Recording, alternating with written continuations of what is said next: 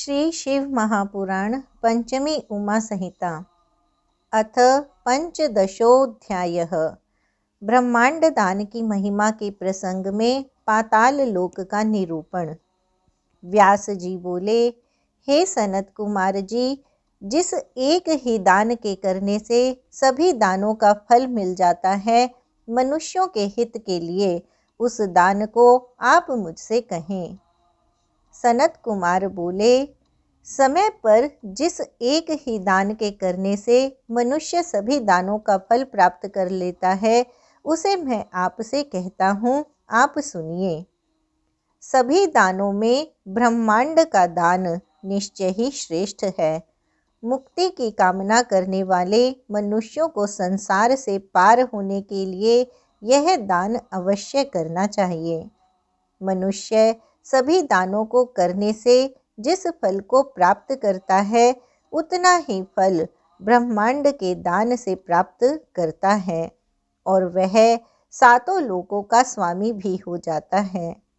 जब तक आकाश में चंद्रमा एवं सूर्य है और जब तक पृथ्वी स्थिर है, तब तक ब्रह्मांड का दान करने वाला वह मनुष्य अपने बंधु बांधवों के साथ संपूर्ण कामनाओं को प्राप्त कर देवताओं के घर स्वर्ग में आनंद पूर्वक क्रीड़ा करता है और बाद में देवताओं के लिए भी अत्यंत दुर्लभ विष्णु पद को प्राप्त करता है। व्यास जी बोले, हे भगवन, इस ब्रह्मांड का प्रमाण, इसका स्वरूप, इसका आधार और यह जिस रूप में उत्पन्न हुआ है, यह सब मुझे बताइए, जिससे मुझे विश्वास हो जाए। सनत कुमार बोले, हे मुने, सुनिए। मैं संक्षेप में इस ब्रह्मांड की ऊंचाई तथा विस्तार को कहता हूँ। इसे सुनकर व्यक्ति पापों से मुक्त हो जाता है।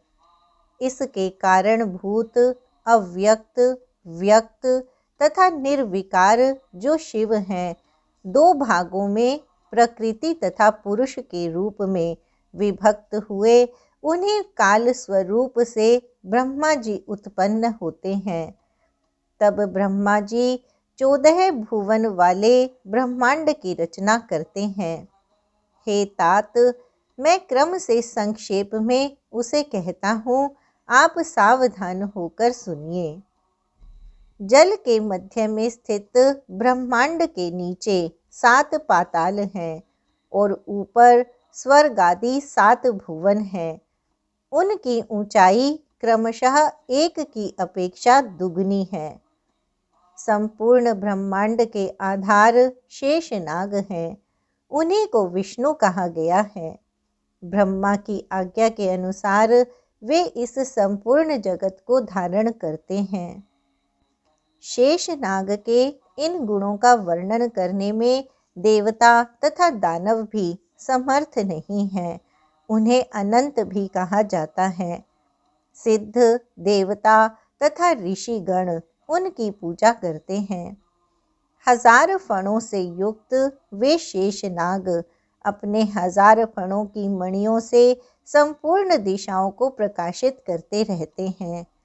वे फणों पर निर्मल स्वस्तिक का आभूषण धारण करते हैं।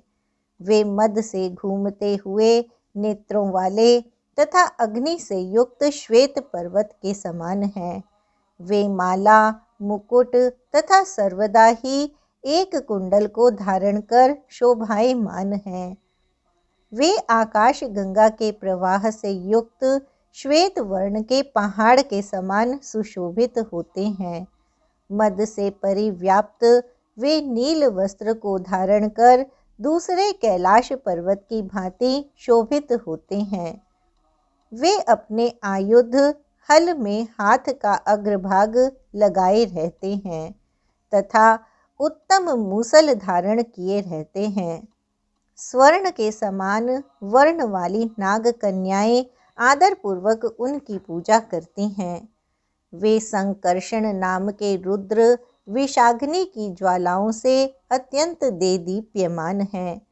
कल्प के अंत में उनके मुखों से अग्नि की लपटें बार बार निकलती हैं, जो तीनों लोकों को भस्म करके ही शांत होती है, ऐसा हमने सुना है। सभी गुणों से अलंकृत तथा सभी प्राणियों के स्वामी वे शेष अपनी पीठ पर क्षिति मंडल को धारण करते हुए पाताल के मूल स्थान में स्थित हैं। देवगण इच्छा करते हुए भी उनके पराक्रम के प्रभाव का वर्णन करने में तथा उनके स्वरूप को जानने में समर्थ नहीं है। जिनके फणों में स्थित मणियों की अरुण कांति से रंजित यह संपूर्ण पृथ्वी पुष्पों की माला के समान विराजमान है, उनके पराक्रम का वर्णन कौन करेगा।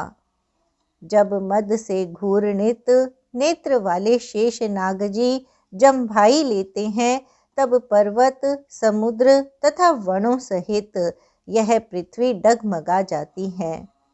हे मुनि श्रेष्ठ, प्रत्येक पाताल 10,000 योजन विस्तार वाला है। अतल, वितल, सुतल, रसातल, तल, तलातल एवं 7वां पाताल माना गया है। विद्वानों को पृथ्वी के नीचे स्थित इन 7 लोकों को जानना चाहिए। इनकी ऊंचाई एक दूसरे से दूनी है। इन 7 लोकों की भूमियाँ स्वर्णमय हैं तथा भवन रत्नमय हैं और आंगन भी स्वर्णमय हैं। उनमें दानव, दैत्य, नागों की जातियाँ, महानाग, राक्षस तथा दैत्यों से उत्पन्न अन्य उपजातियाँ निवास करती हैं।